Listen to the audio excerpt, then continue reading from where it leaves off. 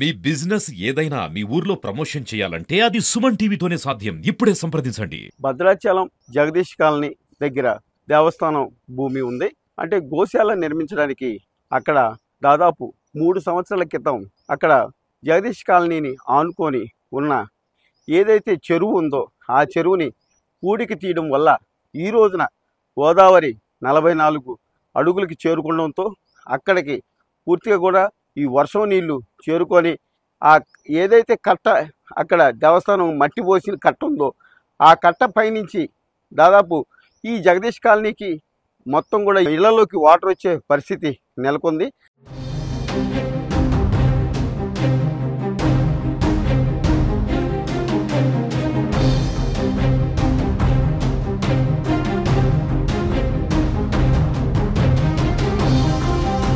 ఈ సమస్య ఇప్పటిది కాదు.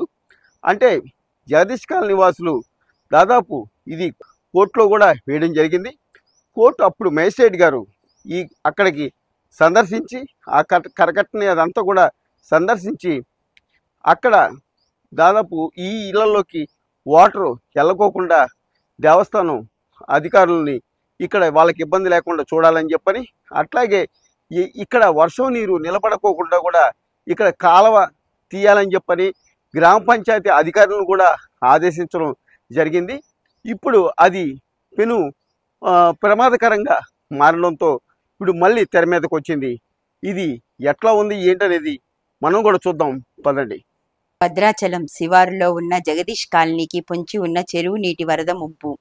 ఆంధ్ర సరిహద్దులో ఉన్న రామాలయం భూమిలో ఉన్న చెరువు నుండి వర్షాలకి పొంగుతున్న వర్షపు నీరు 2 రాష్ట్రాల అధికారులు పట్టించుకోవడం లేదని ఆందోళన చెందుతున్న కాలనీ వాసులు. Jagadish colony, ASR colony, rickshaw కాలనీలకు పొంచి ఉన్న ముప్పు. విస్తారంగా కురుస్తున్న భారీ వర్షాలకు ఎప్పుడు ఎక్కడ జరగని తీవ్ర ఆస్తి నష్టం, ప్రాణ నష్టం రాష్ట్రంలో జరుగుతున్న సంగతి తెలిసిందే. ఇప్పుడు భద్రాచలం శివారులో కాలనీల వాసులు అరచేతుల్లో ప్రాణాలు పెట్టుకొని బిక్కుబిక్కుమంటూ గడుపుతున్నారు.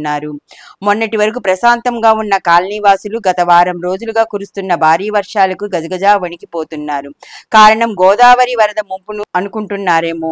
కాదండి, కాలనీ ఎదురుగా ఆంధ్ర సరిహద్దులో ఉన్న రామాలయం భూమిలో ఉన్న చెరువు నుండి వస్తున్న వర్షపు నీటికి 2021లో రామాలయం భూమిలో గోశాల నిర్మించారు. దాని వెనుక వైపునున్న భూమిలో మట్టి తవ్వి కాలనీ ఎదురుగా సరిహద్దుగా కట్టగా ఆ మట్టినే వేసి చేతులు దులుపుకున్నారు. ఇప్పుడు కురుస్తున్న భారీ వర్షాలకు ఆ చెరువు పూర్తి స్థాయిలో నిండి వేసిన కట్ట అక్కడక్కడ గండ్లు పడుతూ చెరువులోని వర్షపు నీరు క్రమంగా కాలనీలోకి అలాగే ఇంట్లోకి వస్తున్నాయి. ఆ భయంతో ఎన్నోసార్లు 2 రాష్ట్రాల అధికారులు తన గోడును వెళ్లబోసుకున్నా ఇంతవరకు పట్టించుకున్న నాదుడే కరువయ్యాడు. దీనితో ఈ రోజు కాలనీ వాసులు ఆ కట్టను బలోపేతం చెయ్యాలని ఇసుక బస్తాలు వేసి గడ్లు పట్టకుండా పటిష్టం చెయ్యాలని డిమాండ్ చేస్తూ ఆందోళన చేపట్టారు. మొన్న ఖమ్మం మహానగరంలో జరిగిన భారీ నష్టానికి అంచనా కూడా వేయలేము. మళ్ళీ ఇక్కడ పొంచి ఉన్న ముప్పును ఇప్పటికైనా అధికారులు స్పందించి తక్షణ చర్యలు చేపట్టాలని డిమాండ్ చేస్తున్నారు. కాలనీ వాసులు లేదంటే ఇక్కడ కూడా భారీ ఆస్తి ప్రాణ నష్టం జరిగే అవకాశం ఉంది అని ఆందోళన చెందుతున్నారు. భద్రాచలం పట్టణం జగదీష్ కాలనీ శివారు ప్రాంతంలో దేవస్థానం భూమిలో దేవస్థానం వాళ్ళు గత 3 సంవత్సరాల క్రితం చెరువు తవ్వారు, కట్ట పోశారు. ఆ కట్ట పకడ్బందీగా వేయకుండా అనామతిగా వేసిన పరిస్థితి ఉంది. గత 3 రోజులుగా కురుస్తున్నటువంటి ఈ భారీ వర్షాలకి ఈ కట్ట తెగిపోయే ప్రమాదం కనబడతా ఉంది. ఇప్పటికే చెరువు మొత్తం నిండిపోయి ఆ వచ్చినటువంటి అలుగు నుంచి వచ్చినటువంటి నీళ్లతోటి ఈ కాలనీ మొత్తం కూడా మునుగుతున్న పరిస్థితి కనబడతా ఉంది. ఇప్పుడు ఈ పరిస్థితుల్లో ఈ కట్ట కనుక తెగితే జగదీష్ కాలనీ నుంచి మొదలుకొని రాజుపేట కాలనీ వరకు మొత్తం కూడా మునిగిపోయే ప్రమాదం ఉంది.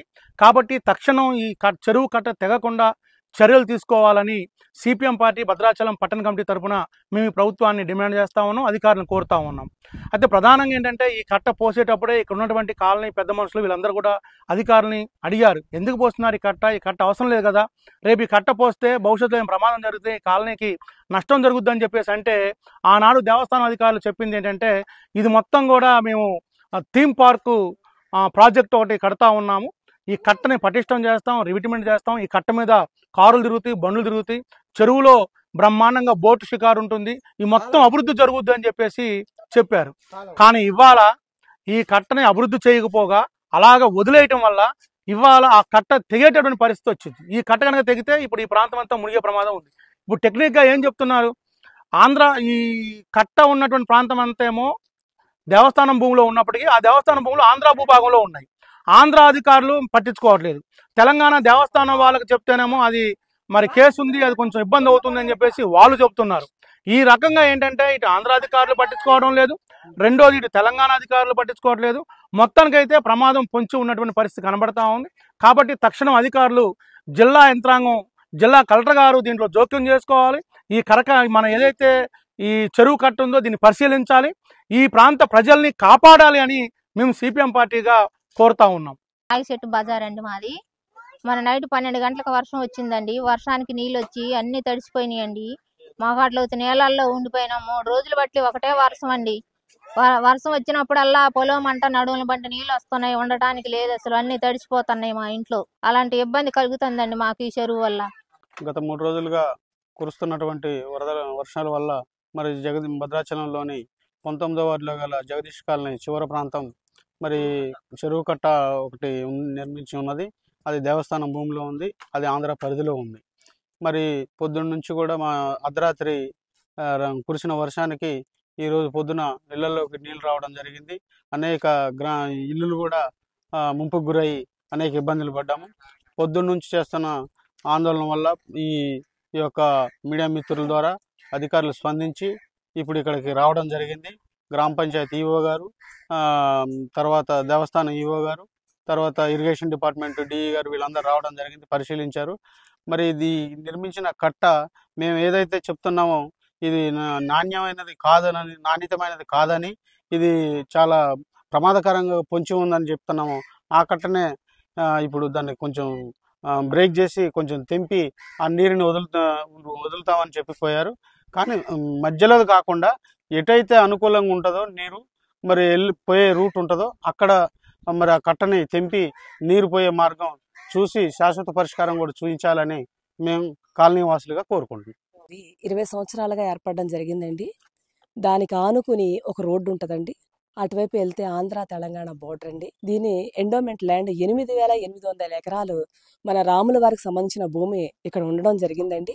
ఆ భూమికి సంబంధించి అక్కడ వర్షం పడినప్పుడు ఆ వాటర్ అంతా కూడా ఇటువైపునే మా వైపునే వెళ్లేదండి.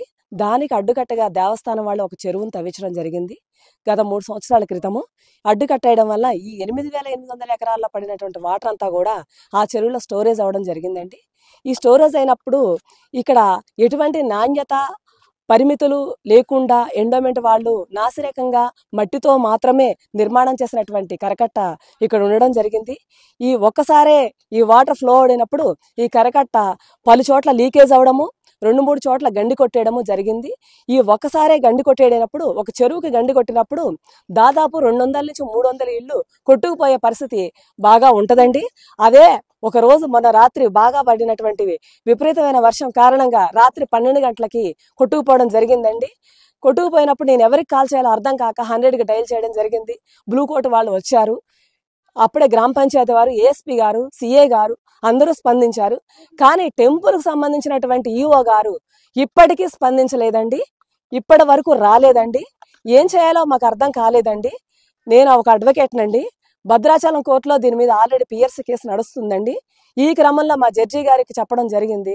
నా ఎక్కడున్న ప్రాబ్లమ్ ఫొటోస్ ఇవన్నీ చూపిస్తే అప్పుడు ఆయన, ఒక జడ్జి గారు అసలు సామాన్య ప్రజల్లోకి వచ్చే అవకాశం ఉండదండి.